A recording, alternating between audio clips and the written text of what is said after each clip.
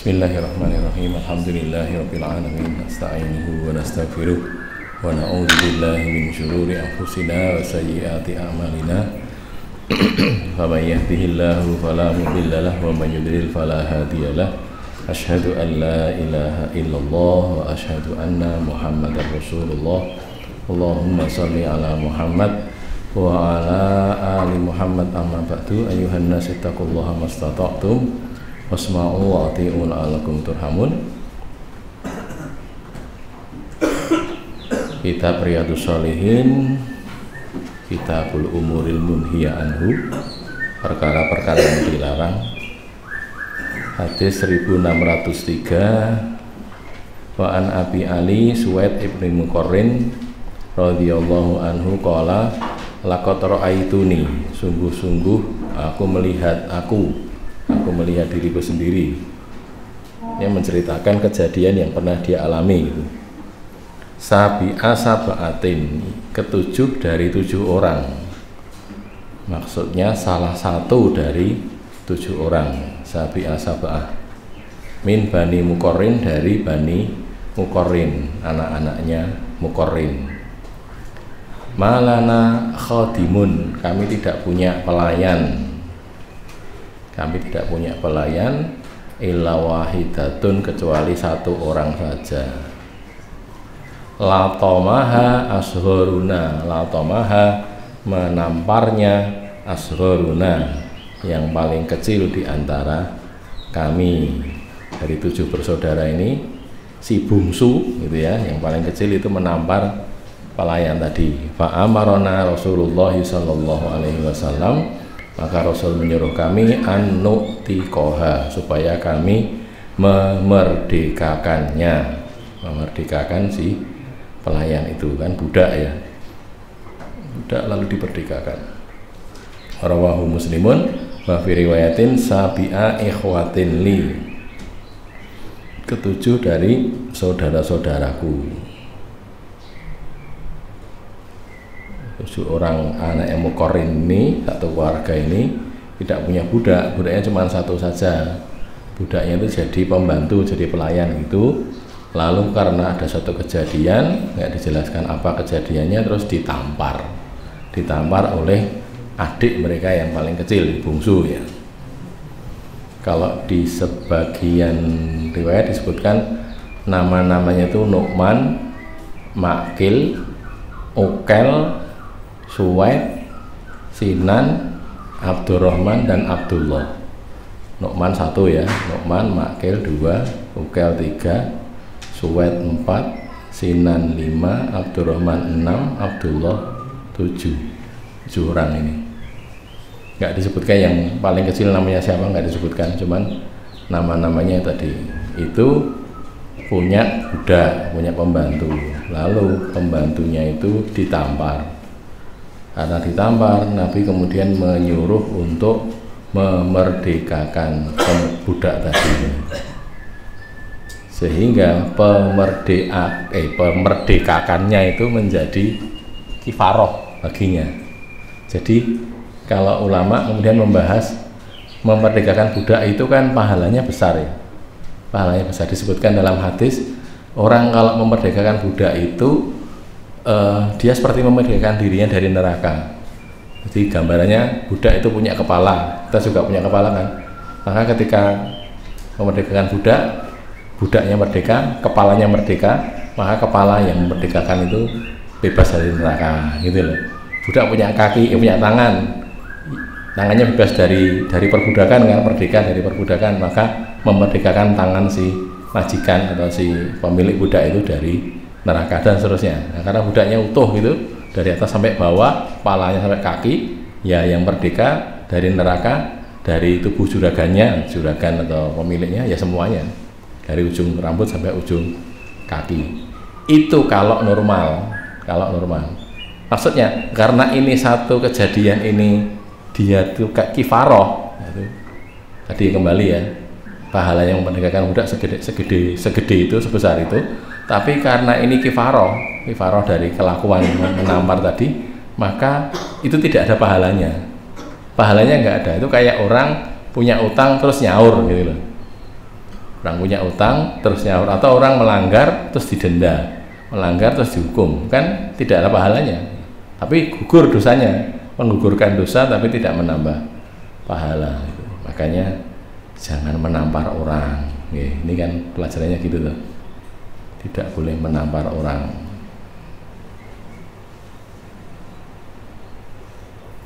Di tafsir Qurtubi itu disebutkan ada riwayat, ada seorang budak itu pinter, budak perempuan bahkan ya.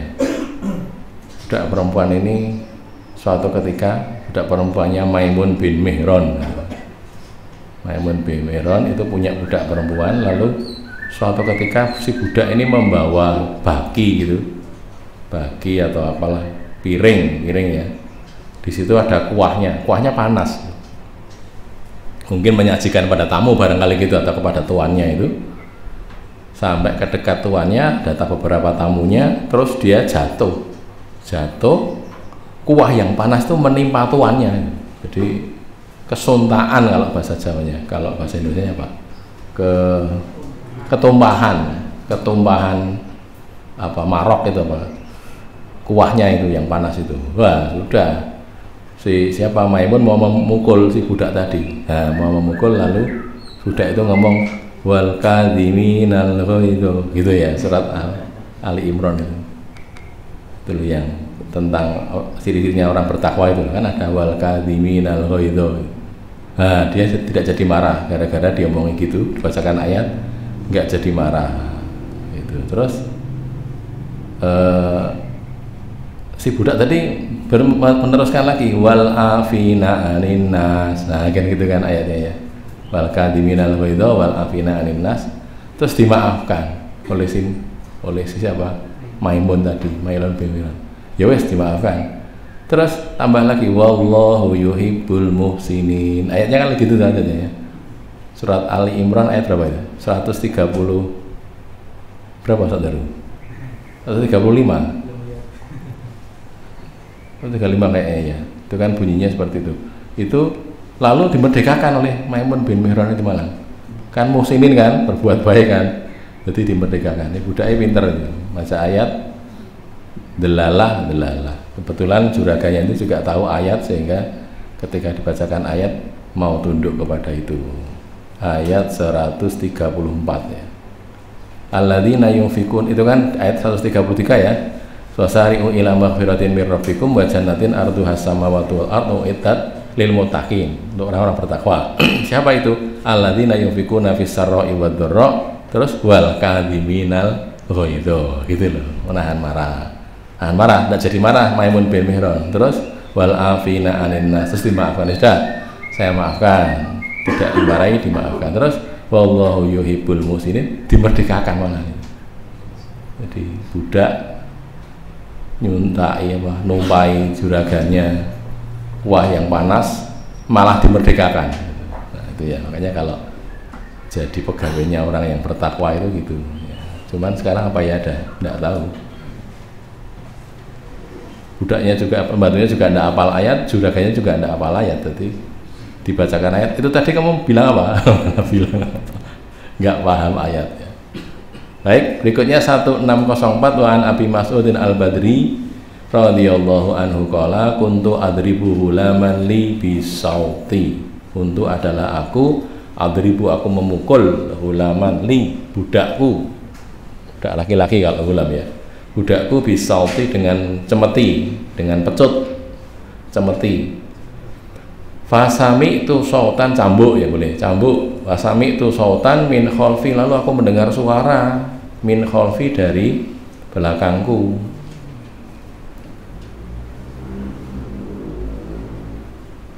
Suaranya gimana? Iklam Aba Mas'ud, ketahuilah hai Abu Mas'ud. Ini kan iklam ya Aba Mas'ud gitu kan ya, tapi kan huruf nidanya dihilangi. Jadi iklam Aba Mas'ud, ketahuilah Abu Mas'ud. Falam afhami sauta misalnya ya. Maka aku tidak paham suara itu minal ghadab, dari sebab kemarahan. Dengar suara tapi nggak paham itu suara itu bunyinya apa, menyuruh apa, yang ngomong siapa gitu kan, tidak mengenali. Falamma danamini, maka tatkala mendekat dariku si sumber suara tadi, idza huwa Rasulullah sallallahu alaihi wasallam, ternyata dia itu adalah Rasulullah sallallahu alaihi wasallam. Gitu ya, orang itu kalau marah bisa hilang gitu, hilang apa kesadarannya, diomongin Nabi itu loh nggak sadar yang ngomong siapa, dan tidak sadar disuruh apa gara-gara marah ya. Makanya kalau kita sedang marah kan syariatnya itu kalau sedang berdiri marah duduk kan gitu kan, sedang duduk masih marah berbaring. Di sebagian hadis kalau marah wudu, kalau wudu masih marah sholat 2 rakaat kan gitu. Sholat 2 rakaat masih marah, nggak ada keterangan lagi, gimana itu, kebangetan sana ya, udah sholat 2 rakaat masih marah. Jadi itu ya, dan makanya ini juga gitu, kehilangan kesadaran. Padahal Nabi itu iklam fa'idha huwa yakul, maka Nabi kemudian ketika itu ya fa'idha, maka ketika itu atau pada waktu itu huwa Nabi yakulu berkata, bersabda, iklam Aba Mas'ud, ketahuilah ya Abu Mas'ud, annallaha, bahwasanya Allah itu aqdaru alaika, lebih berkuasa atas kamu. Allah itu lebih kuasa atas kamu, mingka, daripada kamu, ala hadzal ghulami, atas budak ini. Kekuasaan Allah atas dirimu itu Abu Mas'ud itu lebih dari kekuasaanmu atas budak ini. Artinya gini loh, ini mengingatkan kamu jangan dolim kepada budak ini. Kamu pukul dia, kamu berhak mukul dia, iya, kamu tuannya, tapi kamu dolim, kamu berbuat salah itu, gitu loh. Nah nanti kalau Allah tuntut kedoliman kamu di akhirat, lah Allah itu loh lebih berkuasa daripada kamu terhadap budak kamu ini, gitu. Artinya itu mengingatkannya sampai ke tingkat itu ya. Fakultu, maka aku Abu Mas'ud berkata, la adribu mamlukan ba'dahu abadan, aku tidak akan memukul lagi budak, siapapun budak, ba'dahu, sesudah itu, sesudah dia tadi, budaknya tadi, abadan, selama-lamanya. Karena dinasihati langsung dia berhenti dan berjanji untuk tidak mengulangi lagi.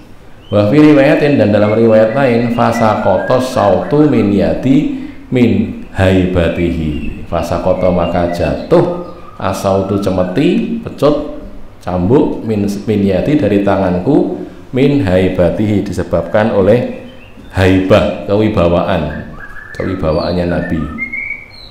Nabi punya haibah karena segan atau karena takut kepada Rasulullah, maka jatuh cemetinya. Wa fi riwayatin, dan dalam riwayat lain, faqultu, maka aku berkata, ya Rasulullah, wahai Rasulullah, huwa hurrun liwajhillah, dia itu merdeka ya, jadi merdeka liwajhillah ta'ala, demi atau untuk keridhaan Allah ta'ala.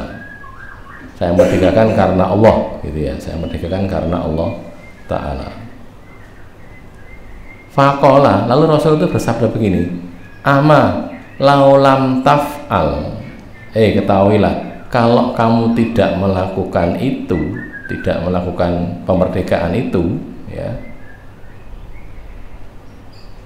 lala fahatka annaru, sungguh akan membakar kamu, annaru, api atau neraka, au lamasatka annaru, sungguh akan mengenai kamu, menimpa kamu, menyentuh kamu, annaru, neraka. Rawahu Muslimun bihadhir riwayat ya. Di Muslim ada di hadis 1659, ada dua ya, nomor 34 dan nomor 35 dari Abu Mas'ud Al-Badri. Abu Mas'ud Al-Badri itu bukan orang yang ikut perang Badar. Sebagian mengatakan begitu, tapi dibantah oleh banyak ulama. Bukan orang yang ikut perang Badar, tapi orang yang tinggal di Badar. Nah, gitu loh. Jadi bukan Al-Badrinya, bukan ikut perang Badar, tapi dia tinggalnya di salah satu mata air di Badar sana. Badar itu ada beberapa mata air, di situ ada perkampungan gitu. Nah ini Abu Mas'ud itu tinggal di sana sehingga disebut Al-Badri. Nah gitu loh ya. Kan nisbah itu bisa ke suku, bisa kepada tempat tinggal, bisa kemana-mana gitu. Pada golongan atau ansori, Al-Ansori berarti orang Ansor kan gitu.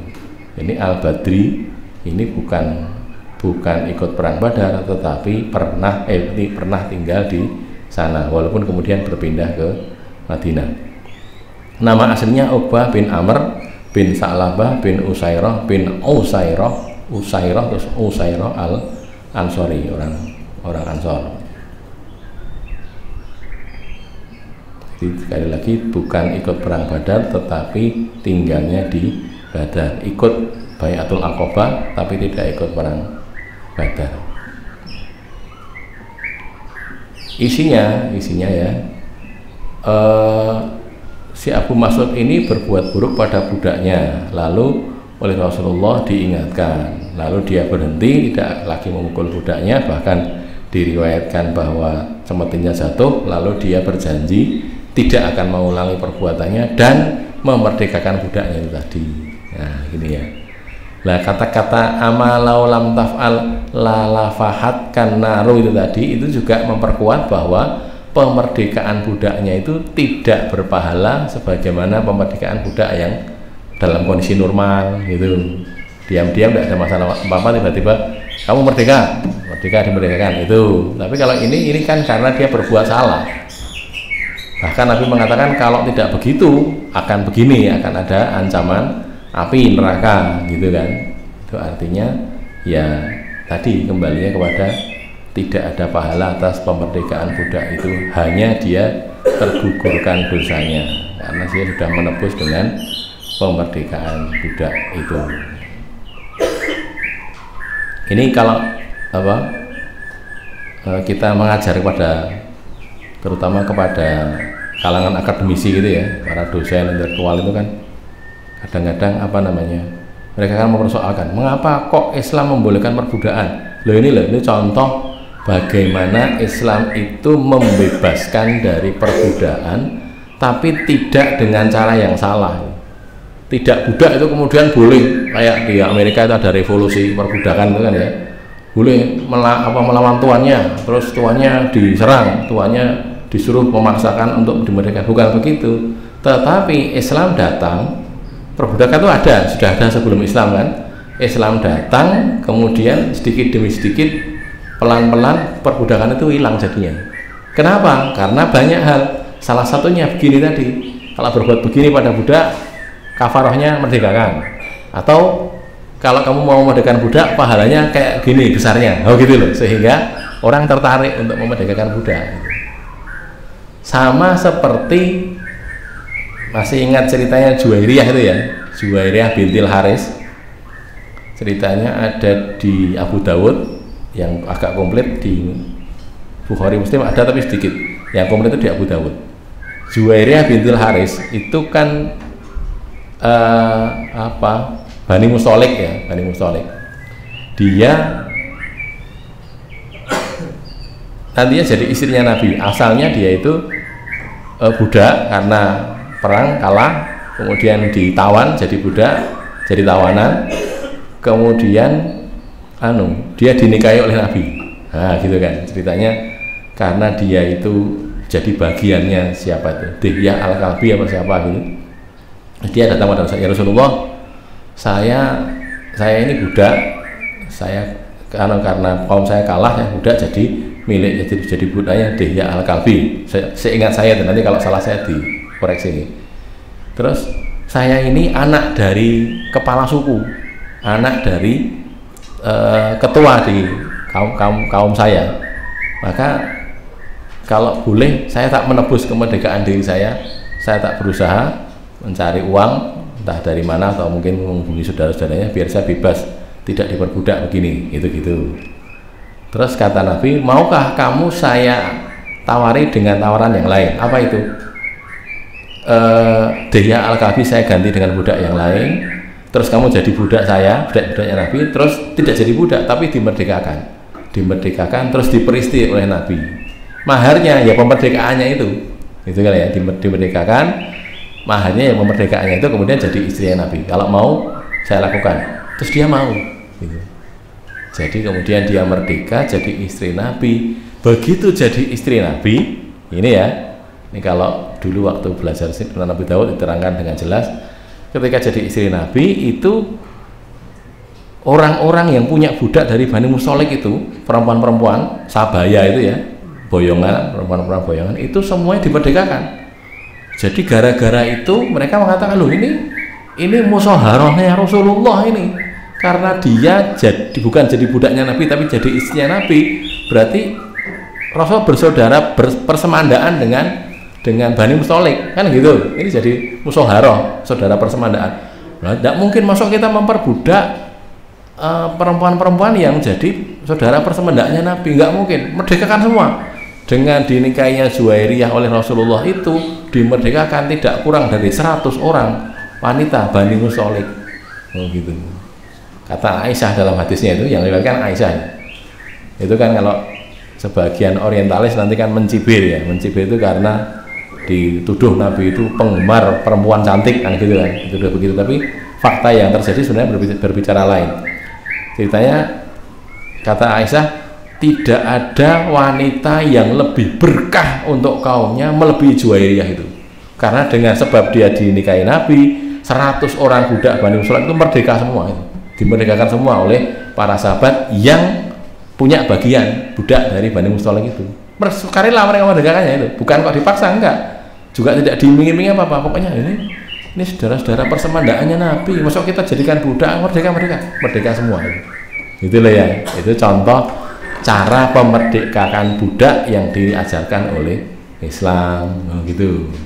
Jadi saya mengajar guru-guru, dosen-dosen itu juga gitu, kadang-kadang Ustaz itu gimana itu perbudakan? Ya saya ceritakan ini loh ya, kayak begini nih cara Islam memerdekakan budak, tidak dengan revolusi, tidak dengan melanggar haknya orang, tidak, tapi dengan cara begini. Dan prakteknya kan betul, di akhir-akhir itu kan sudah nggak ada lagi perbudakan, adanya perbudakan yang baru karena ada perang lagi, ada perang gitu kan, kemudian ada budak.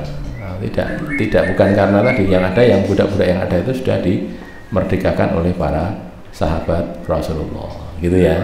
Ini sekedar tambahan saja kaitannya dengan masalah budak yang diperlakukan buruk oleh tuannya.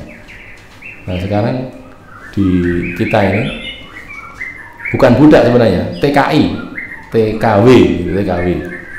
Tidak tahu, mungkin orang-orang Arab sana nganggapnya budak barangkali. Itu juga ada orang tanya, itu boleh enggak itu Ustaz? Katanya TKW itu dianggap budak. Ya nggak bisa, tidak bisa. Kenapa? Ya secara syariat tidak bisa. Budak itu terjadinya kan karena perang. Nah mereka melakukan perang apa itu? Kan tidak, cuma bayar saja loh. Kirim tenaga kerja, asisten rumah tangga dulu namanya PRT, pembantu rumah tangga, sekarang ART, asisten rumah tangga. Nah, gitu. Agak mentereng sedikit ya, tapi sebenarnya sama kan, tapi dimenterengkan gitu. Terus diperbudak gitu. Katanya halal, dikumpuli halal, sehingga dituduh mau memperkosa, nggak kok memperkosa, ini budak saya kok. Oh gitu, salah, tidak bisa berlaku begitu karena berbeda kedudukannya dengan budak. Baik, berikutnya hadis ke 1605. Wa an Ibnu Umar radhiyallahu anhuma anna Nabiyya sallallahu alaihi wasallam qala man daraba gulaman lahu hatta lam ya'tihi. Man daraba, barang siapa yang memukul gulaman lahu, budaknya, budak laki-lakinya, haddan, karena had yang lam ya'tihi, yang dia tidak melakukannya. Jadi dia dituduh melakukan hukum melanggar hukum sehingga harus dihukum had gitu ya, tetapi sebenarnya dia tidak melakukan itu. Au latomahu, atau dia menamparnya, latoma, menampar. Fa inna kafaratahu ayyutikohu, maka kafarohnya itu, menghapusnya itu, untuk menghilangkan dosa itu adalah ayyutikohu, bahwa dia memerdekakan budak itu tadi.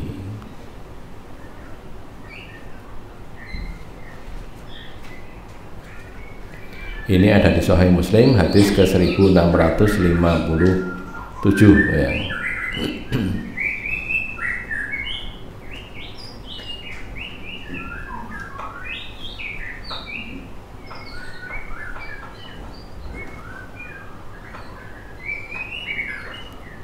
Jadi ada keterangan dari Nabi kalau orang itu menuduh budaknya melakukan perbuatan yang menjadikan dia dihukum had gitu, apakah mencuri atau apa gitu. Sudah pernah kita pelajari barangkali ya, kalau hukuman untuk budak itu kan separuh hukuman orang merdeka. Jadi kalau orang berzina ya, kalau orang merdeka itu berzina ketika dia belum pernah menikah, bujangan, maka kan dijilid, dipukul, didera 100 kali kan, 100 kali. Kalau budak pelakunya, yang melakukan itu budak, maka dijilid 50 kali. Gitu. Kalau orang merdeka pernah menikah, baik masih punya istri, masih punya suami maupun janda atau duda, ya, terus dia berzina, maka hukum hadnya itu kan di rajam kan ya, dilempari batu sampai mati. Itu kalau orang merdeka. Kalau budak dijilid 100 kali, gitu loh. Bukan setengah mati, 100 kali dijilid 100 kali. Itu gitu. Kenapa? Karena separuh orang merdeka. Lah ini memukul budaknya karena dituduh melakukan perbuatan buruk gitu loh. Ya, mungkin tadi mau dijilidnya 50 kali atau dipukul gitu. Mungkin dia minum khamr. Kalau minum khamr, kalau orang merdeka kan dipukul. Nggak tahu berapa kali pukulan, tapi yang jelas tidak lebih dari 80 dipukul gitu. Nah, ini dipukul juga, kamu minum khamr kan? Itu padahal dia tidak minum khamr gitu loh. Ini lam ya'tihi maksudnya begitu. Maka kalau begitu berarti kan dia dolim, ini tuannya dolim. Maka kedoliman itu harus ditebus dengan pemerdekaan budak. Memerdekakan harusnya. Jadi karena kesalahan itu dia harus memerdekakan budaknya dan tidak dapat pahala karena memerdekakan budak itu tadi. Padahal harusnya pahalanya besar.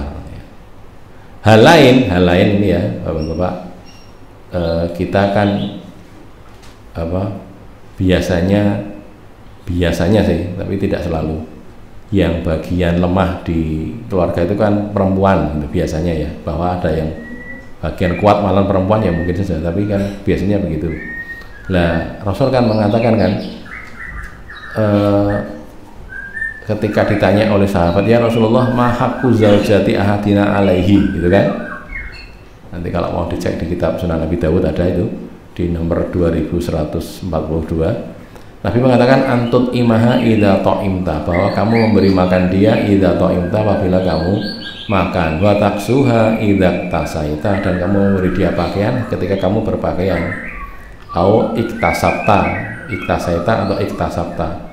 Jadi suami itu punya kewajiban memberi makan istri kalau dia makan. Maksudnya gini, kalau suami bisa dapat makan, maka dia punya kewajiban memberi makan istrinya gitu loh. Lah dapat makannya cuma 1 piring, ya dibagi 2. Gitu maksudnya. Nanti kalau keterangan detail silahkan dicek di kitab syarah ya. Maksudnya gitu.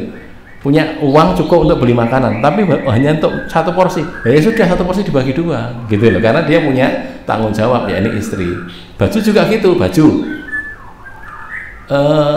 Sekarang kalau baju wujudnya itu baju untuk laki-laki, gitu, dikasih orang. Nah karena dia dapat baju, ya dia harus membelikan baju istrinya, nah, kan gitu loh ya. Tentunya sekuat kemampuannya, gitu loh maksudnya. Terus ada kata-kata wala tadribil wajha. Lah ini tidak boleh memukul wajah. Tolong hati-hati ya bapak-bapak, terutama ini bapak-bapak. Ini ibu-ibu dianggap tidak usah dengar dulu saja ya, dianggap kita bicara sama laki-laki saja ini. Soalnya kalau dengar nanti tidak salah paham gitu. Jadi di ibu-ibu dianggap tidak dengar dulu, dianggap ngantuk semua gitu ya. Jadi itu tidak boleh memukul wajah, itu tidak boleh gitu loh. Karena wajah itu bagian kehormatan orang yang dimuliakan oleh orang gitu. Marah boleh, tapi tidak boleh memukul wajah. Memukul istri itu boleh, tapi tidak di wajah, kan gitu. Kan wahjuruhunna fil madhaji'i wadribuhunna, kan boleh kan memukul, boleh, tapi tidak di wajah, karena wajah itu bagian yang dihormati. Itu gitu ya. Kembali ke sini tadi, ini budak saja ketika dia dipukul wajahnya, ditampar. Jadi Toma itu kan memukul dengan batnul kaf. Batnul kaf itu apa? Perut telapak tangan. Ini kaf ya, telapak tangan. Ini namanya batnul kaf, yang ini dhohrul kaf. Dhohru itu punggung telapak tangan, ini perut telapak tangan. Wong kayak gini kok perut ya, terserah orang Arab lah ya. Wong orang Arab memang bunyinya gitu kok. Orang Arab mengistilahkan gitu, ini batnul kaf, ini dhahrul kaf. Jadi memukul dengan batnul kaf ini, namanya kan menampar tadi. Dipukul dengan perut telapak tangan, itu tidak boleh. Budak saja disuruh merdeka. Nah, kalau istrinya sudah merdeka ini, lama makanya itu tidak boleh gitu. Kan lebih lah ya, kedudukan istri kan lebih dari budak gitu. Artinya jangan dijaga. Kalau saya jengkel boleh, tapi tetap pakai syariat. Nah, gitu, tidak kemudian menampar istrinya. Nah sekarang yang menampar itu bukan suaminya, malah istrinya itu. Oh ya, tambah lagi. Kalau kata guru saya, setuju boleh, tidak setuju nggak apa-apa, bukan hadis. Kalau ada anak bertengkar dengan orang tua, anak ini bertengkar dengan bapak atau bertengkar dengan ibu, tidak usah kita cari tahu lebih dalam, langsung kita salahkan anaknya. Lalu kenapa? Lalu anak kok bertengkar sama bapak itu gimana? Anaknya mesti salah dulu, salahnya. Lah kamu kok bertengkar? Bapak saya salah, baik, bapak salah saya. Kalau bapak kamu salah itu boleh tuh ditengkari itu? Kan nggak boleh. Lah bapak saya itu kafir. Jangankan kok kafir, memaksa saja loh. Ayatnya kan jelas ya. Wa in jahadaka ala antusyrika bima laisa laka bihi ilmun. Ini jahada loh. Berjihad itu sungguh-sungguh memaksa kamu supaya kamu musyrik. Terus tidak boleh taat, fala tuti huma, tapi wasohib huma di dunia ma'rufah, kan gitu. Bersahabatilah keduanya itu di dunia dengan baik. Itu saja maksa syirik loh. Nah ini cuma masalah kecil gitu. Masalah satunya ngaji, satunya enggak, kan biasanya gitu dulu ya. Bapaknya enggak ngaji, anaknya ngaji. Nah gitu. Terus ada satu masalah, ini haram ini, ya, bapaknya masih melakukan itu. Ya jangan ditengkari loh. Jangan diajak bertengkar, bapak itu tidak boleh. Ibu apalagi kan gitu. Itu ya kalau orang tua sama anak bertengkar, yang salah mesti anaknya. Kalau ada istri bertengkar dengan suaminya sampai pukul-pukulan misalnya gitu. Kebetulan istrinya ini pemegang sabuk hitam. Misalnya ya.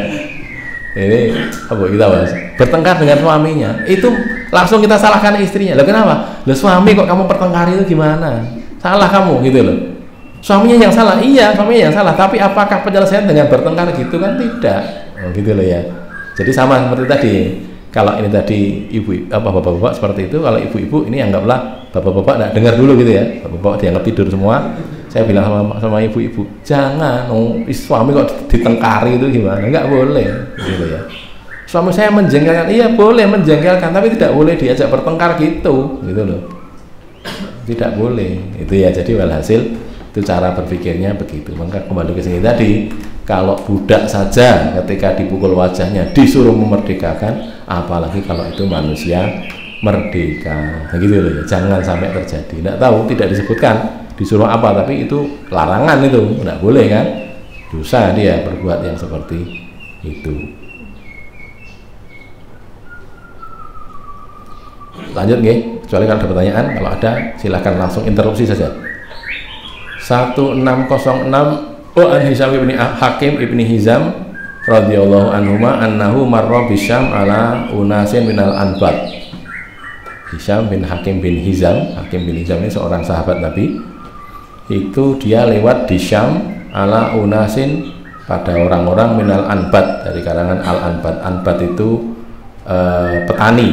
petani yang bukan Arab, itu sebutannya anbat. Fallah itu kan petani, bukan falah tapi fallah.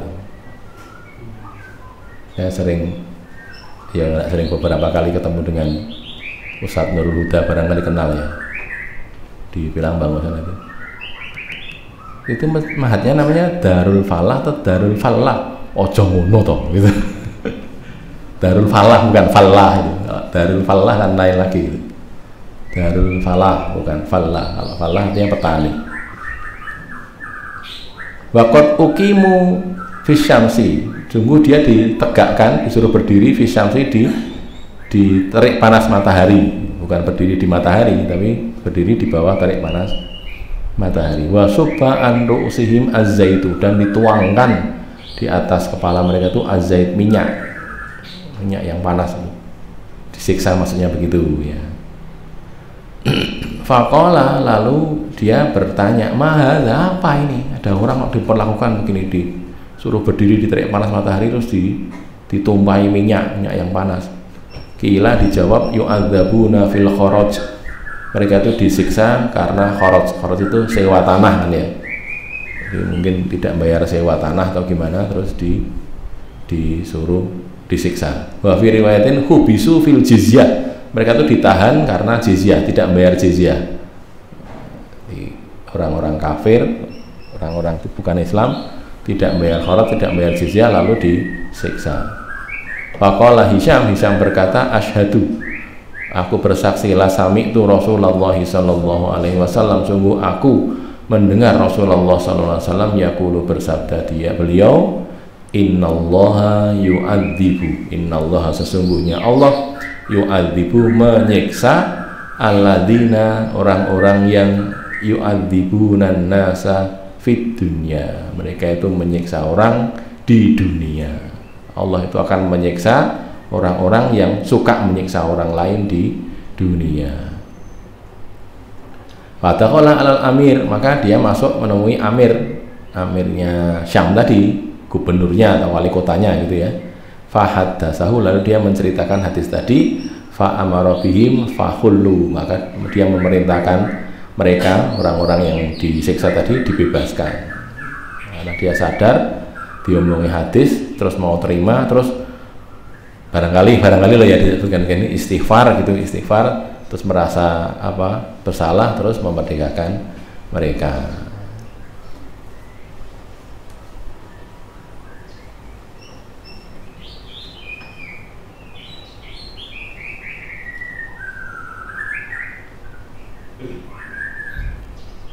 Di hadis yang lebih detail disebutkan amirnya pada waktu itu namanya Umair bin Sa'ad. Amir yang melakukan itu tadi itu namanya Umair bin Sa'ad, memerintah daerah Palestina. Palestina kan masuk Syam pada waktu itu. Masuk daerah Syam. Nah baik, jadi ini kisahnya itu ada orang disiksa. Nah gitulah, orang tidak bayar kharaj, tidak bayar jizyah, terus disiksa. Lalu diingatkan, kamu kok menyiksa gitu loh.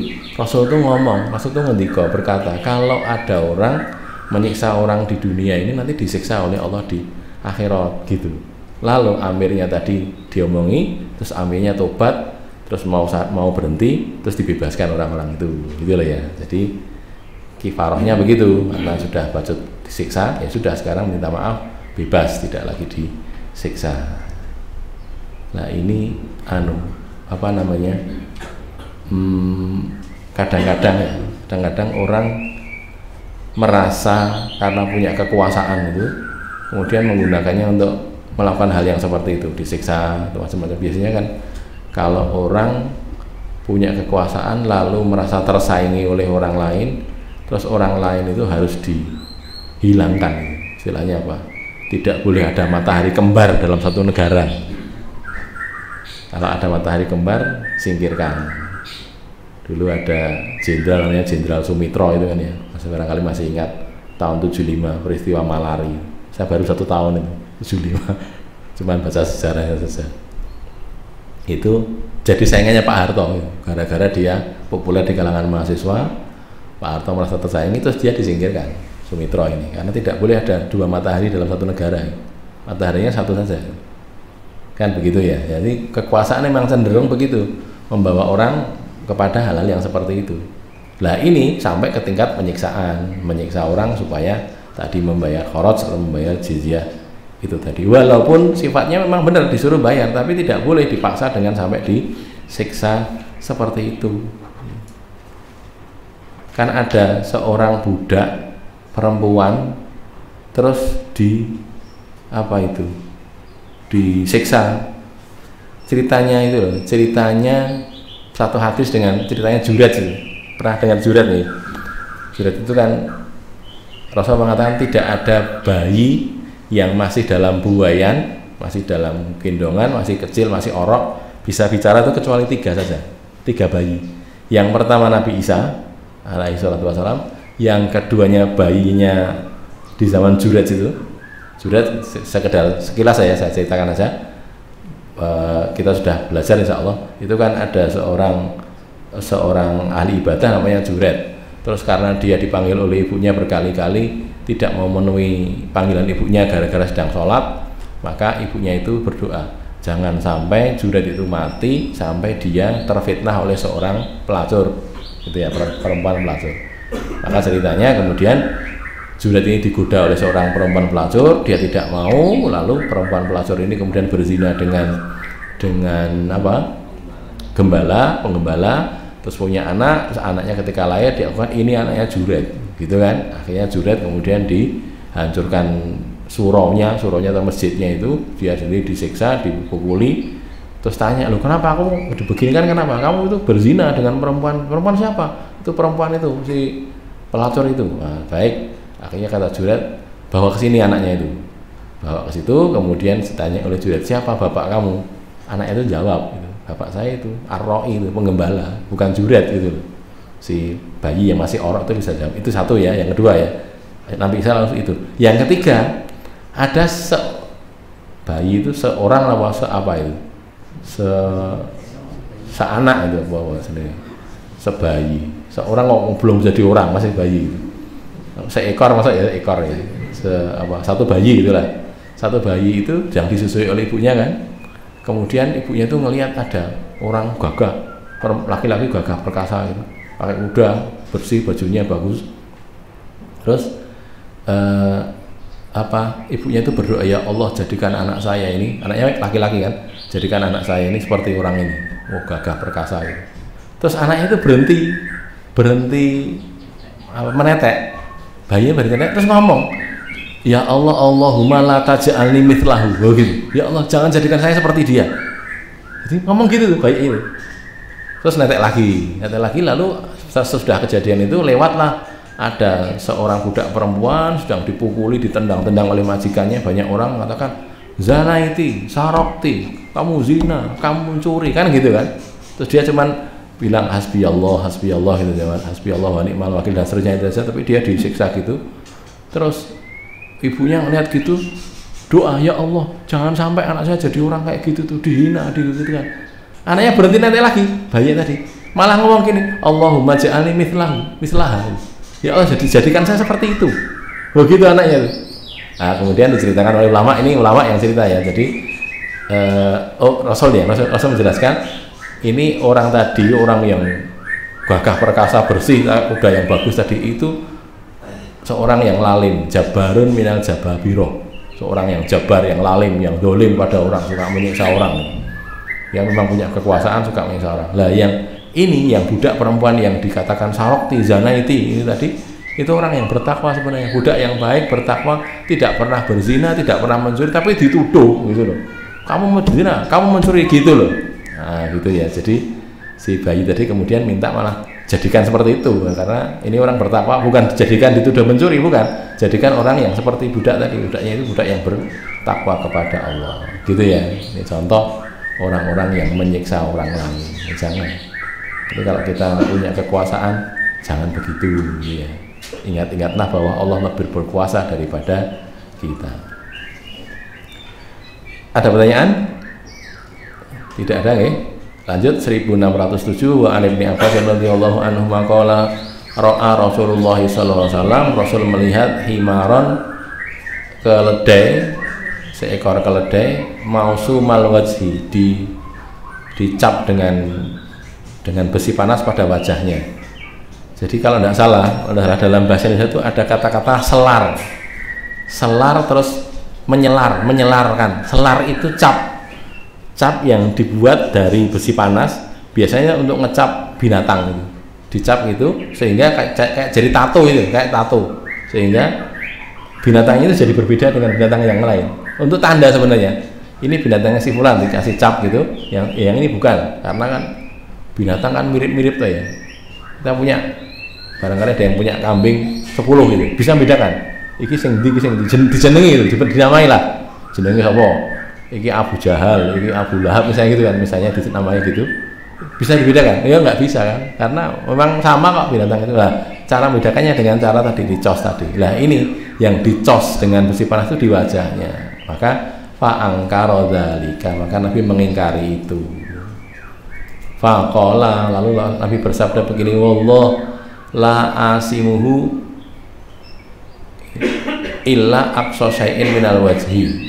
Jadi aku tidak akan mengecap dengan besi panas illa kecuali aqsa syai'in, yang paling jauhnya sesuatu ya, paling jauh lokasinya minal wajhi, dari wajah. Maka wa amara bihimarihi, lalu beliau memerintahkan dengan himarnya, fakuwiya, ini juga sama, dicas juga ya, dicas dengan besi panas, kawa itu ya, dicas dengan besi panas, dicap dengan besi panas, fi jairotaihi, jairoh itu di daerah pantat ya, warik, jairotaihi, dua pantatnya, haula dubur, di sekitar dubur, fahuwa awalu man kawa al jairotaini, maka dia adalah orang pertama yang mengecap dengan di mana, di pantat itu tadi. Mau kasih tanda boleh, kasih tanda di pantatnya, jangan di wajahnya gitu. Itu untuk binatang. Kalau untuk orang ya, apalagi orang, ini binatang saja begitu. Himar kan ya, himar bagaimanapun juga kan diperlakukan untuk kepentingan manusia gitu. Disuruh untuk bekerja untuk manusia, tapi tidak boleh disakiti dengan cara seperti itu. Wajahnya juga harus dilindungi. Mau dikasih tanda boleh, tapi jangan di wajah. Terus dia prakteknya itu di tempat yang paling jauh dari wajah, apa itu, di pantat, kan jauh dari wajahnya. 1608 wa anhu, dan dari dia juga Ibnu Abbas, anan Nabi sallallahu alaihi wasallam marra ala himarin qad usima fi wajhihi, sama ya, melewati himar yang dicap, ditandai, usima itu ditandai dengan cap tadi, cap besi panas, fi wajhihi, pada wajahnya.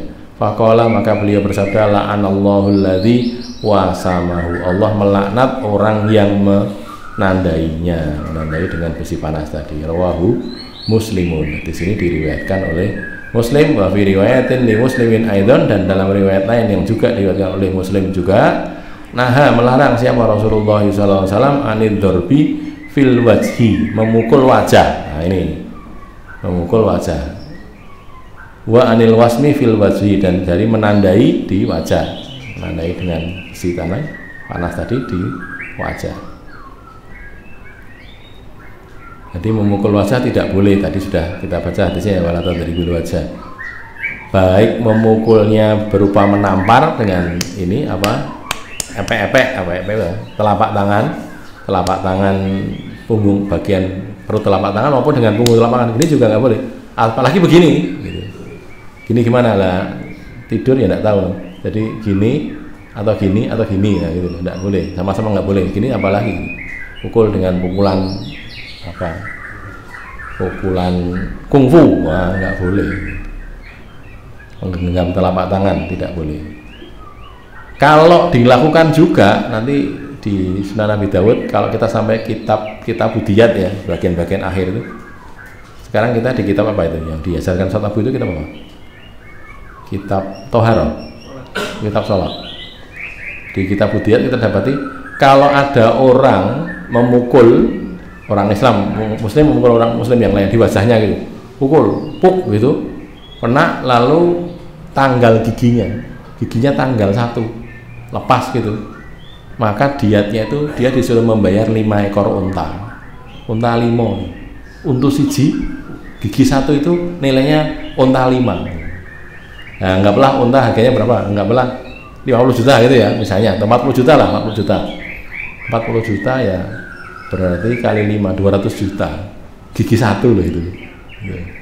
Jadi hati-hati, kita bertengkar dengan orang Muslim, jengkel, kita pukul, giginya lepas 1, waduh 200 juta, lepas 2, 400 juta gitu. Jangan, makanya ya, tidak boleh. Kalau jari lain lagi, jari ini 5 10 ya, jadi 1 jari putus, jadi 1 jari itu nilainya 10 ekor unta. Jadi kalau orang bertengkar dengan orang lain sampai memukul tangannya atau apa itu, sampai jarinya itu putus, lepas gitu, putus sudah, maka diatnya 10 ekor unta. Jadi kalau memutuskan 10 jari seperti membunuh orang berarti. Diatnya sama gitu maksudnya. Karena apa? Ya 100 ekor unta, 10 kali 10 kan. Itu beratnya orang kalau berbuat zalim kepada sesama muslim. Sekaligus nggih, itu menjadi bukti bagaimana Allah itu melindungi orang Islam. Jangan sembarangan itu.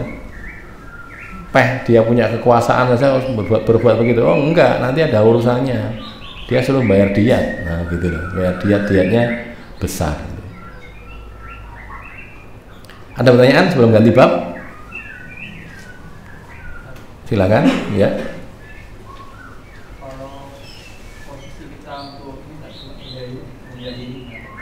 Membela diri. Ya, kalau membela diri nggak apa-apa. Membela diri kemudian memukul, ya, itu boleh. Seperti kemarin dibacakan, saya dengar dibacakan di sini, yang orang melongok ke rumah orang itu kan ya, melongok rumah orang terus dicolok matanya itu dilukai gitu. Yang melukai kan tidak kena hukum, karena yang salah yang mengintai tadi, yang melongok tadi. Sama dengan itu, kita membela diri, kita dipukul atau dicegat oleh begal gitu ya, kita membela diri tidak kena hukuman karena sifatnya membela diri. Sampai misalnya begalnya mati pun dalam Islam tidak kena hukuman karena dia membela diri. Ada lagi? Ini yang bukan membela diri, ini yang sengaja memukul, bukan karena apa-apa dipukul. Nah, gitu. Lanjut ya. Apa istirahat dulu, kita kok sudah 5 watt semua ini, jadi ya saya sih masih kuat bicara, cuman yang mendengar yang tidak kuat barangkali. Mau wudhu dulu silakan, mau pindah tempat juga boleh, nggak boleh minum soalnya, jadi bolehnya cuman pindah tempat atau wudhu kalau berkumur ya harus dikeluarkan lagi, jangan diminum, batal nanti. Silahkan ya, kalau barangkali ada yang ngantuk silahkan pindah tempat atau wudhu, nggak usah izin lagi, langsung saja.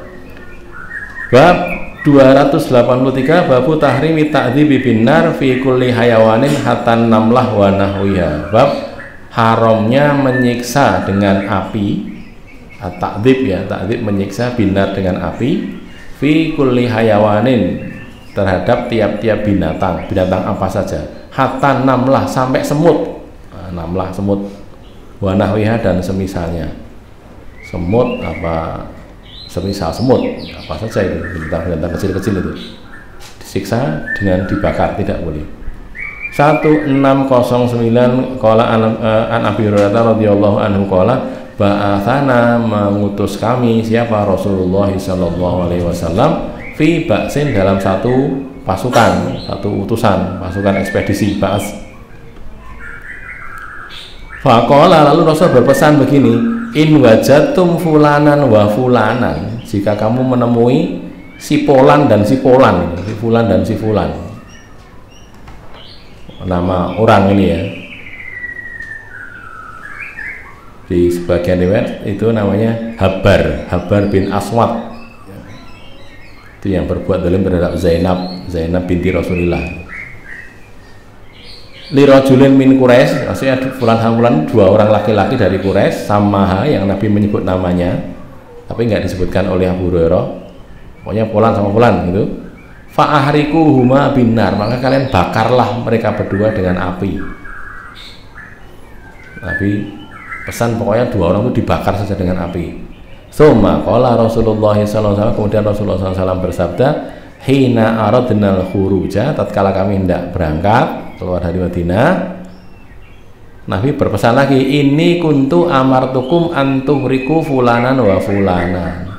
Aku tadi pesan kepada kalian, memerintahkan kalian, ini sesungguhnya aku, kuntu adalah aku, amartukum, aku memerintahkan kalian, antuhriku fulanan wa fulanan, supaya membakar si fulan dan si fulan tadi.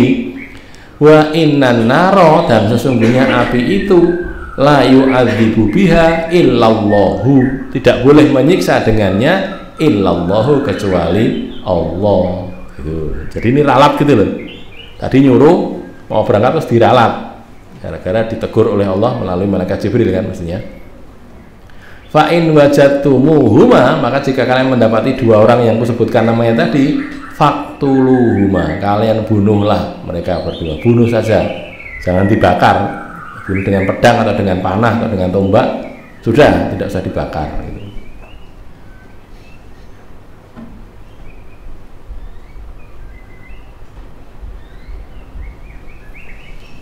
Ini ya, jadi sebagian muhadis menyebut namanya itu Habar bin Al-Aswad. Siapa tahu Habar bin Al-Aswad itu orang yang berbuat buruk terhadap Zainab. Zainab binti Rasulillah itu kan punya suami namanya Abul As, kan ya, Abul As bin Rabi. Abul As itu ditawan karena pada perang Badar. Dia ikut pasukan kafir gitu. Memang dia kafir. Terus ditawan pada perang Badar, lalu ditebus oleh Zainab. Nebusnya itu pakai kalung pemberian Khadijah. Nah, itu Nabi kan terharu kan ya, ngelihat utusannya Zainab, bukan Zainab yang datang, utusan Zainab datang menebus Abul As tadi, suami Zainab, dengan kalung emas pemberian Khadijah. Nabi ingat sekali, itu anaknya siapa? Zainab itu anaknya Khadijah, istrinya kan. Dulu pernah dikasih Khadijah kalung dan digunakan untuk menebus Abul As ini. Lalu Rasul pesan gitu, udah pulang sana nanti tolong Zainab dikirim ke sini, carikan orang supaya dikirimkan ke Madinah. Nah, itu Rasul tidak tega melihat Zainab seperti itu di Mekah gitu. Akhirnya terus berangkatlah Zainab ini, lalu di tengah jalan ada dijaga oleh orang, itu maksudnya bukan Abul As tapi yang lain. Tengah jalan ada dua orang namanya Habar bin Aswad sama temennya, tidak disebutkan namanya, dicegat, lalu kakinya untanya si Zainab itu entah dipukul atau ditusuk pakai pedang, itu akhirnya diprok untanya sampai agak terlunta-lunta Zainab ini, sampai juga di Madinah tapi agak terlunta-lunta gara-gara itu. Lantas Nabi pesan ini tadi ceritanya, karena marah kepada Habar bin Aswad, nanti kalau kalian ketemu dua orang ini, Habar sama temennya ini, bunuh saja, dibakar saja gitu. Tapi ternyata diralat oleh Rasulullah, yang dipakai yang akhir gitu loh. Jadi memang pernah nyuruh, iya pernah nyuruh pada masukan, iya, tapi kan diralat, sebelum berangkat diralat dulu, tadi aku nyuruh begini, terus ternyata tidak boleh membakar dengan api itu kecuali Allah, yang boleh nyiksa dengan api itu cuma Allah saja, maka tidak disiksa itu ya, tidak disiksa tapi dibunuh saja. Terus belum selesai, para fuqaha ahli fikih itu membahas ini, sebenarnya boleh ndak membunuh orang atau menyiksa orang kafir, tentunya itu dengan api. Nah gitu loh ya. Nah ini kan jelas nggak boleh. Iya, tetapi kan ada juga kejadian yang istilahnya itu para pemberontak itu loh, murtadin itu siapa ya Pak? Sampai di situ kan diceritakan bahwa ada orang dari Uro dan Uroniyin itu kan ya, Uroniyin satu lagi Ukal dan Uroniyin itu datang ke Madinah, kemudian dia belajar ngaji kepada Nabi, terus dia kena demam Madinah itu ada demamnya. Jadi orang yang tidak ada di Madinah, kalau di sana lama-lama itu nanti sakit demam itu. Lah terus demam Madinah itu konon sembuhnya itu kalau orang itu minum air susu unta dan air kencing unta. Nah gitu loh. Itu nanti jadi cabang fikih lagi bahwa air kencing unta itu halal, tidak najis gitu karena diminum. Udah, lalu oleh Nabi, kamu pergi ke sana. Ini satu kelompok ini, Ukal dan Uroniin ini, yang muridnya Nabi ini, kamu pergi ke sana ke tempat unta-untanya Nabi. Di sana ada penggembalanya, kamu minta dikasih air susu unta dan air kencing unta untuk diminum. Dia berangkat, orang-orang ini berangkat ke sana. Sampai di sana bukan minum air susu, bukan minta kencing sama susu unta, tapi malah penggembalaan Nabi ini dibunuh unta-unta Nabi dibawa lari, kan gitu kan ceritanya ya, bawa lari lalu disuruh kejar oleh Rasulullah. Terus ketika sudah ketemu dihukum oleh Rasulullah. Hukumannya apa?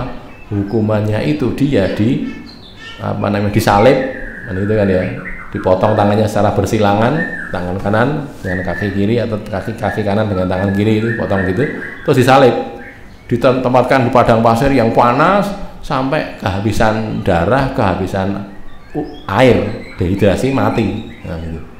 Lah ini berita hadis yang sahih ini tuh digunakan oleh sebagian ulama mengatakan ya ini sama dengan membunuh dengan api gitu. Karena panas kan, panas identik dengan api walaupun tidak ada apinya, tapi itu dipanaskan di tempat yang panas kayak gitu, itu hampir sama dengan dibunuh dengan api. Nah gitu, sehingga kalau itu sebagai hukum had jadinya boleh.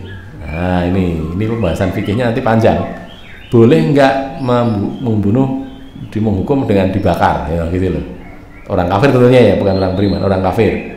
Boleh apa tidak itu diperselisihkan oleh ulama. Yang mengatakan nggak boleh, ya jelas nggak boleh. Ini kan sudah jelas. Walaupun Nabi pernah nyuruh, tapi kan dilalat, nggak jadi gitu loh. Mau nyuruh nggak jadi.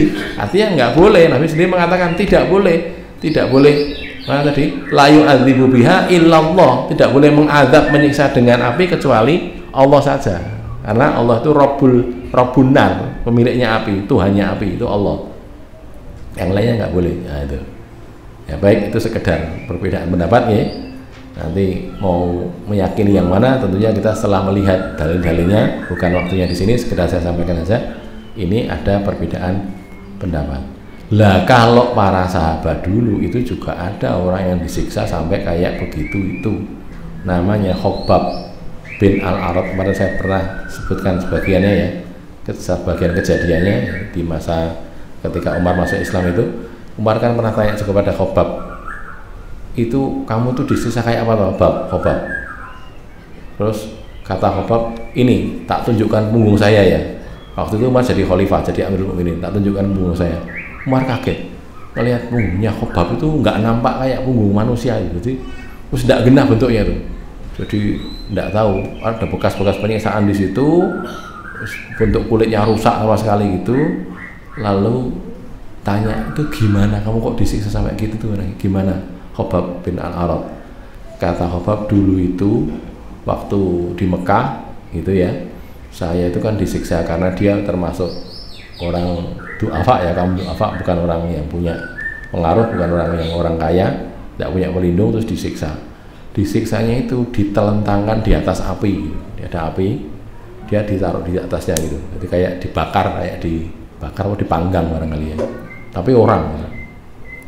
Terus sampai bukan hanya itu, sudah gitu di atas api gitu, kemudian dia diinjak dadanya oleh orang, diinjak sampai dalam gitu sehingga terbakar, punggungnya itu terbakar oleh api. Apinya itu mati gara-gara lelehan lemak dari punggungnya. Lemaknya meleleh kan, jadi karena dibakar gitu kan ada lemaknya meleleh, lemaknya itu yang mematikan api, sampai seperti itu.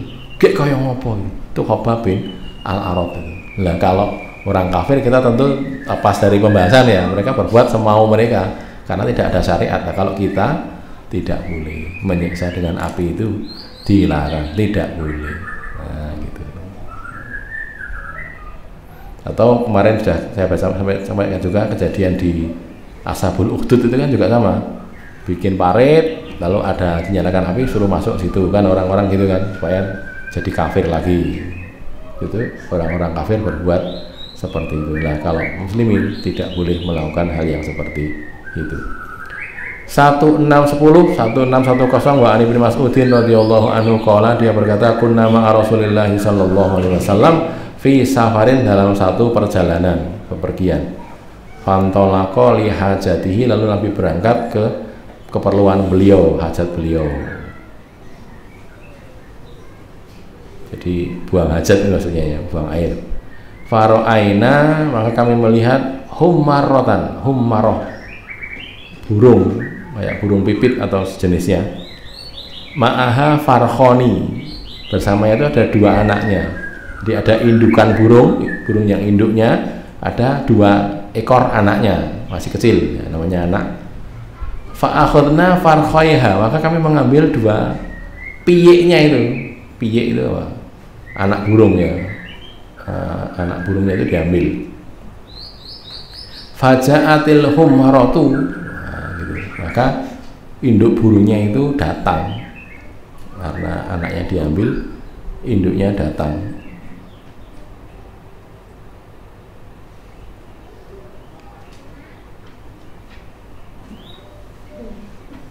Faja'alat ta'rishu, maka dia berbuat mengibas-ibaskan sayapnya itu. Kalau orang marah, kalau burung marah itu kan gitu, mengibas-ibaskan sayapnya. Ayam dan sebagainya itu kan juga sama. Jadi kehilangan anak kan, dia marah kepada orang. Cuman orangnya kan lebih kuat, nggak berani kan dia. Cuman dia nampak marah gitu, mengibas-ibaskan sayapnya. Faja'an Nabi sallallahu alaihi wasallam, lalu Nabi datang dari buang hajat tadi sudah selesai, lalu balik situ lagi. Faqala, lalu Rasul bertanya, man faja'a hadhihi biwaladiha, siapa yang menahan, faja'a itu mana'a, menahan, menghalangi, hadhihi burung ini, biwaladiha dengan anaknya.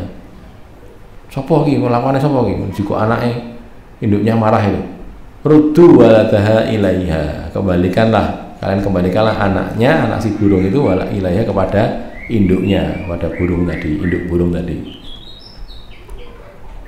Nah ini ya, jadi nggak boleh ada anak burung diambil, kan menyenangkan itu, anak burung kecil-kecil gitu ya.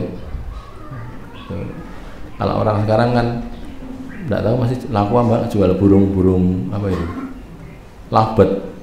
labet apa kenari atau semisalnya itu karena masih kecil dikasih makan, didulang, disuapi. Yang nyuapi bukan induknya, yang nyuapi manusia itu. Karena dia mau jual kan ya, suapi itu. Karena saya lihat itu ada orang itu apa itu, ini menyuapi anak burung gara-gara itu tadi mau dijual kan, dipisahkan dari induknya terus disuapi gitu. Jadi malah saya kalau berarti bertindak seperti induk burung ini gitu. Jadi menyuapi burung tadi. Lah itu kan gitu. Nah ini terus diambil gitu, saya kan kasihan induknya, nggak boleh, suruh kembalikan oleh Rasul. Ruddu waladaha ilaiha, kembalikan anaknya kepada dia. Terus waro'a qaryatan namlin, lalu langsung melihat desa semut, kota semut, maksudnya tempat tinggal semut gitu. Mau diunahlin, namlin semut. Qad harraqnaha, sungguh kami telah membakarnya. Gara-gara di situ ada semut, tak kita bakar. Faqala, Rasul bertanya lagi, man harraqa hadhi, siapa yang bakar ini? Nah, gitu tanya, siapa yang bakar ini? Qulna, kami menjawab, nahnu, kami ya Rasulullah.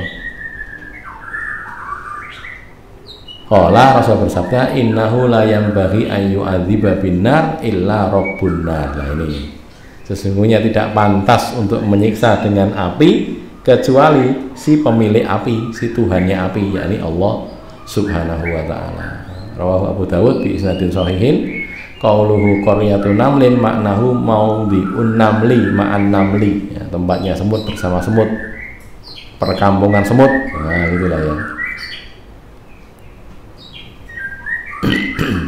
Jadi ini yang pertama masalah burung, yang kedua masalah semut. Semut itu kalau menurut ulama itu kan memang ada dua jenis. Ada yang mengganggu, semutnya itu semut, bahasa Jawanya ngangrang gitu ya. Bahasa sini apa namanya? Sama ya, sama semut ngangrang itu orang Jawa semua ya. Jadi sebagian bukan. Jadi apa namanya? Semut yang mengganggu. Kalau itu boleh dibunuh, tapi kalau semut yang tidak mengganggu tidak boleh dibunuh. Nah, gitu. Jadi kalau mereka mendefinisikannya yang apa? Tawilul arjul, tiwalul arjul, kakinya panjang. Nah, semut itu memang kakinya apa di tangannya? Kaki semua ya. Kakinya agak panjang itu yang tidak boleh dibunuh, tapi tidak menyerang manusia. Tapi ada semut yang menyerang manusia, memang ada. Lah yang menyerang itu boleh dibunuh gitu loh. Jadi kalau yang ini yang tidak menyerang manusia jangan dibunuh begitu. Apalagi dibakar. Bunuhnya dibakar dengan cara liangnya itu dimasuki api. Wah, kan seneng kan ya, masuki api terus semutnya udah keluar. Wah, ketakutan gara-gara ada api. Dikasih api lagi enggak boleh gitu. Tidak boleh, termasuk menyiksa binatang. Terhadap semut saja dibegitukan, apalagi yang lebih gede daripada semut, kan begitu ya. Sama seperti Nabi Sulaiman itu, karena dia tahu suara semut gitu. Aqalat namlatun ya ayyuhan namlu udkhulu masakinakum la yahtimannakum Sulaimanu wa junuduhu wa hum la yash'urun. Kan gitu kan. Ratu semut itu, namlahnya itu, ratu semutnya ngomong pada anggota kerajaannya, pada warganya itu, ayo kalian masuk ke liang semua, Nah, supaya tidak diinjak oleh Sulaiman dan tentaranya. Itu konon waktu itu Nabi Sulaiman dan tentaranya melewati Wadin Namli, itu kan di ayatnya ya, wala Wadin Namli. Kalau di sini Qaryatun Namli, di situ Wadin Namli, lembah semut. Di situ banyak semutnya. Lantas ratu semutnya bilang begitu kepada anak buahnya. Terus Nabi Sulaiman tersenyum. Fatabassamal dohikan. Tabassamal dohik itu senyumnya para nabi. Karena nabi itu kalau tersenyum, senyumnya itu apa? Tampak giginya, tapi tidak terbuka mulutnya, gitu. Jadi giginya tampak gitu, tapi tidak terbuka mulutnya, tidak menganga gini, tapi giginya tampak. Tapi kan juga gitu. Tapi itu kalau tersenyum, senyumnya itu menampakkan giginya, tapi tidak nampak bagian dalam mulutnya. Gitu. Nanti silakan ngaca ya, habis ini ngaca. Gitu caranya. Nah, gitu nanti kan sudah tahu. Oh gini caranya. Jadi tabassamal dohikan namanya. Tabassumnya Nabi itu gitu, tabassamal dohik. Tersenyum tertawa. Nabi Sulaiman kan gitu ya. Fatabassamal dohikan min qauliha. Nah, dan seterusnya itu kan ceritanya begitu. Nah, ini juga sama. Makanya jangan menyiksa. Seperti kemarin saya ceritakan, menyiksa kecoa, ya nggak boleh. Soalnya biar nggak lari, disiksa, dikasih tali, nggak bisa lari. Terus dilewatkan di atas pengapian, ya nggak boleh. Mau dibunuh, bunuh saja, jangan disiksa seperti itu. Tikus juga gitu, jengkel sama tikus tidak segera dibunuh, cuman disakiti saja. Nah, gitu. Tendang sana, tendang sini, tidak segera mati. Nanti akhir-akhirnya baru dibunuh. Gitu. Jangan, dibunuh saja, tidak usah disiksa. Ada pertanyaan? Masih ada waktu. 284 babu tahrimi matril ghani bihaqqin talabahu sahibuhu. Bab haramnya matril ghani. Matlun itu penundaan membayar utang. Al-ghani orang yang kaya, bihaqqin dengan hak yang talabahu sahibuhu. Wajiban maksudnya hak di sini, wajiban yang harus dia tunaikan, yang talabahu yang menuntutnya sahibuhu pemiliknya. Jadi dia punya utang pada orang lain. Orang yang mempunyai piutang pada orang itu kan berhak nagih, gitu loh. Maksudnya berhak gitu, punya hak untuk meminta. Kalau Allah Ta'ala berkalam, innallaha ya'murukum an tu'addul amanati ila ahliha, sesungguhnya Allah menyuruh kalian, memerintahkan kalian supaya kalian menunaikan amanat-amanat ila ahliha kepada pemiliknya. Tunaikan amanat kepada yang punya amanat tadi. Wa qala ta'ala, dan Allah Ta'ala berkalam, fa in amina ba'dukum ba'don, maka apabila mempercayai, ya, merasa aman mempercayai ba'dukum sebagian kalian, ba'don sebagian yang lain, falyu'addi, maka hendaklah menunaikan alladzi tumina, orang yang diamanati itu amanatahu, amanatnya. Surat Al-Baqarah ayat 283. Ini kan kaitannya dengan masalah jual beli ya. 282 itu kan jual beli juga, piutang juga. Ya, kalau percaya ya hendaklah ditunaikan amanatnya itu, diamanati ya disampaikan. Kalau enggak bisa nyampaikan ya bilang, maaf saya nggak bisa menyampaikan itu. Kadang-kadang orang menganggap sepele masalah salam itu loh, titip salam ya. Nah, gitu. Ya kalau kita merasa tidak bisa dititipi ya dikembalikan saja, maaf saya belum bisa menyampaikan titipannya kemarin itu karena nggak ketemu orangnya. Nah, gitu. Atau kita syaratkan ya, kalau saya ketemu tapi ya, kalau ketemu, kalau tidak sedang repot, kalau tidak lupa. Gitu. Nah, karena biasanya lupa itu loh, titip salam. Salamnya lupa, sudah ketemu, oh iya tadi saya dititipi salam, lupa. Jadi dikasih syarat saja, kalau mau terima titip salam untuk si fulan atau si fulana itu. Terus assalamualaikum, titip salam saya ya, baik. Nah pokoknya kalau ketemu, terus kalau enggak rikuh pekewoh itu, karena kan pas banyak orang gitu kan ya, dan tidak lupa ya sudah. An Nabi Hurairah 1611 wa an Nabi Hurairah radhiyallahu anhu anna Rasulullah sallallahu alaihi wasallam qala, Rasul bersabda, matlul ghani dzulmun, penundaan pembayaran utang, penundaan hak dari orang yang kaya itu dzulmun, kedzaliman. Wa idza utbi'a ahadukum ala mali'in falyatba, maka apabila diikutkan ahadukum salah seorang dari kalian alamalin atas orang yang kaya, orang yang mampu bayar utang, falyatba, maka adalah dia mengikutinya. Muttafaqun alaih, makna utbi'a itu uhila, dipindahkan. Saya terangkan dulu ya, ini kan masalah jual beli. Gini loh, kalau misalnya saya punya utang pada Ustaz Daru, nah gitu kan ya. Ustaz Daru nagih, saya ini orang kaya, saya punya uang untuk bayar utang. Terus saya nunda, sebentar ya, nanti saya bayar kapan lagi, jangan sekarang. Padahal saya punya, itu saya dolim namanya, nggak boleh.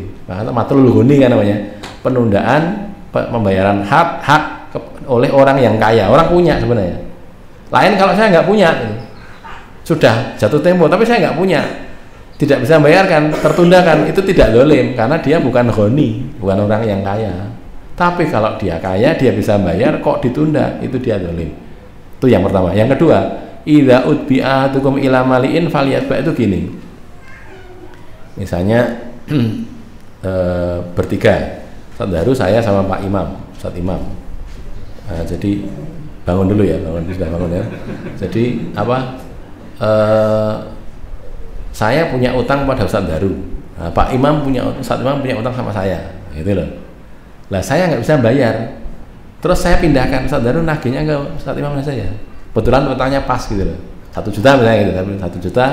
Terus ini 1 juta juga. Saya harusnya nagih ke Ustaz Imam, mana utang dikembalikan. Lah sekarang idza utbi'a ila mali'in itu maksudnya gitu. Saya nggak bisa bayar, dia bisa. Sudah tak pindahkan, nagih ke sana ya. Gitu tuh faliyatba, adalah dia mau gitu loh. Jangan oh ya saya nagihnya ke kamu, ya jangan gitulah. Kan ini sama, ini dilewatkan, disampaikan ini punya utang sekian. Iya sudah, ini nanti yang ambil Ustaz Daru gitu. Tapi ini umpama loh ya. Nanti dianggap sungguh-sungguh, enggak loh ya. Nanti mana tadi 1 jutanya nanti tiba-tiba gitu. Ini cuma contoh, nanti tenanan ya. Jadi gitu maksudnya.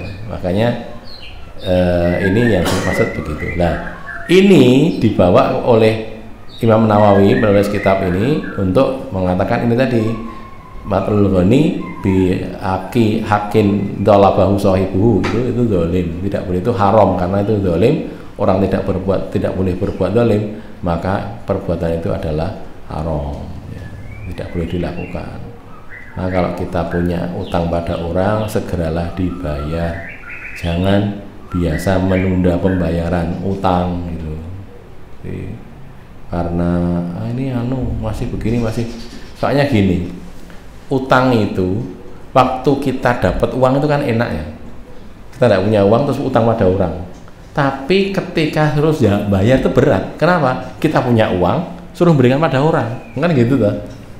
Makanya kalau tidak bisa berpikir jernih, artinya itu nanti berat. Ya jangan punya utang kalau gitu, kan gitu. Lah kita lupa dulu. Waktu kita utang itu kan juga sebenarnya kita enggak apa-apa, enggak kerja, enggak apa, tiba-tiba dapat uang. Nah, namanya utang kok, gitu. Tiba-tiba dapat uang, kan enak itu. Tapi kalau untuk bayar, sudah kerja dapat uang, dikasihkan orang. Ya, padahal memang harus dikasihkan orang, uang itu memang tanggung jawabnya orang yang berutang kok. Nah gitu loh. Seringkali orang tidak bisa memisahkan tadi, sehingga kok enak banget saya dapat uang gini kasihkan pada dia. Lah kamu dulu kan utang ya harus dibayar lah, kan gitu. Makanya sekali lagi kalau tidak bisa begitu, tidak bisa berpikir begitu, ya jangan utang, nanti nggak jadi dolim gitu. Jadi, termasuk gini, utangnya itu utang barang nih, nah gitu ya, jualan, tapi dia modelnya bukan konsinyasi tapi kredit, apa namanya itu, 3 bulan dibayar gitu kan, 3 bulan dibayar. Terus karena pokoknya ini saya bayar dalam 3 bulan, ngomongnya begitu, bukan konsinyasi, bukan yang dibayar, yang laku saja. Terus dia punya banyak jualan, nah gitu ya, anggaplah misalnya jual mobil, jual baju, jual komputer, jual HP, terus jual apa lagi, sayur, apa lagi, ini melayani segalanya, nah, gitu.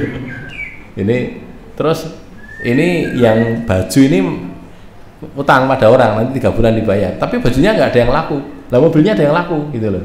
Terus dia ngomong, lah barangnya belum laku, saya nggak bisa bayar. Nggak boleh gitu itu.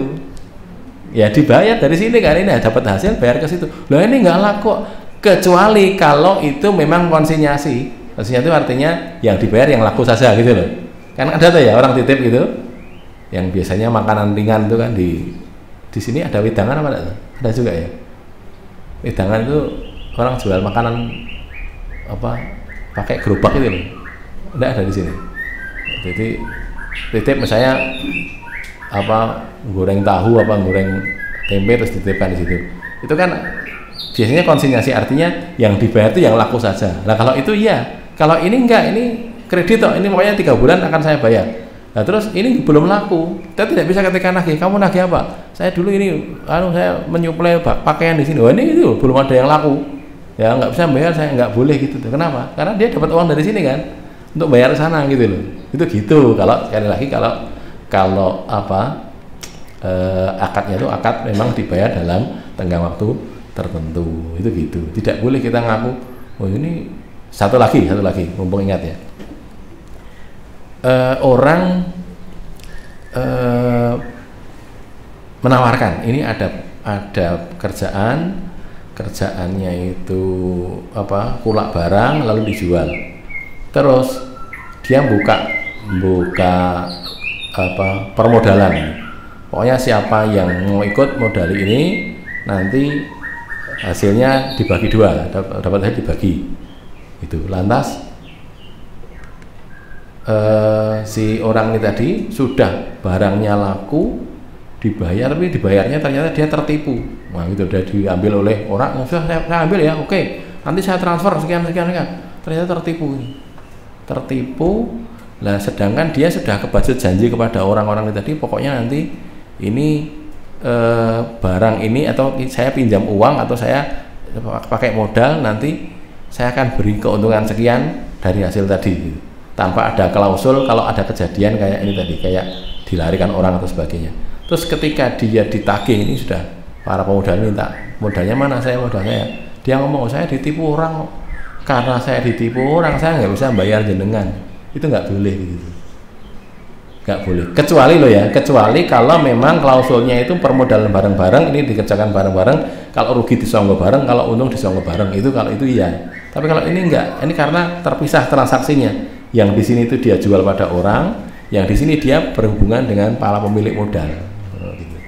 Maka ya dia harus nanggung lah, karena ini gagal ya sudah, dia nanggung, dia bayar ini orang-orang yang modalnya diikut sertakan tadi, gitu loh ya. Makanya hati-hati kalau bicara begitu, memang kita butuh hati-hati supaya tidak terjatuh kepada hal yang salah. Baik, masih ada 2 menit kalau di jam saya, jam sini sudah jam 3, jam saya masih kurang 2 menit, silakan.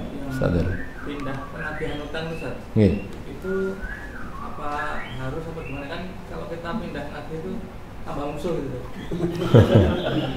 Maksudnya Faliat Baik itu hendaknya mau gitu loh, mau mengikuti, dan tentunya ya saya kan punya tanggung jawab kan. Saya bilang pada Ustadz Imam Syafi'i, Ustadz Imam nanti yang nagih Ustadz Daru itu uang yang kemarin itu loh.